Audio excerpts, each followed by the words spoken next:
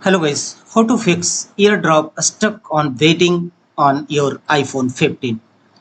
And if your AirDrop not working or stuck on waiting error, then here are the fixes. And the first workaround is restart your iPhone. Sometimes a simple restart can resolve various major issues on your iPhone or any other device. So first workaround is restart your iPhone.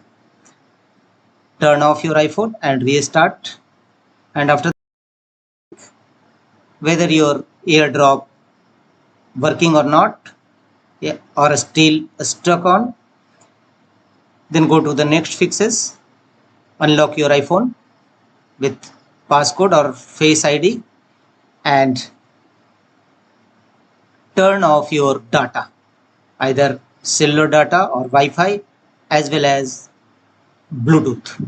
And after some times re-enable this both the feature Wi-Fi, cellular data or Bluetooth. Also, make sure that your personal hotspot is duly turned off. It should not be enabled. And check whether AirDrop working or not. If not, go to the next fixes. Again, tap on settings and here tap on general. Scroll down and tap on transfer or reset iPhone. Again, tap on reset. Unlock, choose reset network settings. Unlock your iPhone with passcode or face ID. And finally, tap on reset network settings. It will reset your network settings and check whether AirDrop working or not. If not, go to the next fixes. Tap on settings again. Tap on your profile icon. From the top of the page, tap on iCloud. Sign out to your iCloud account. Go back.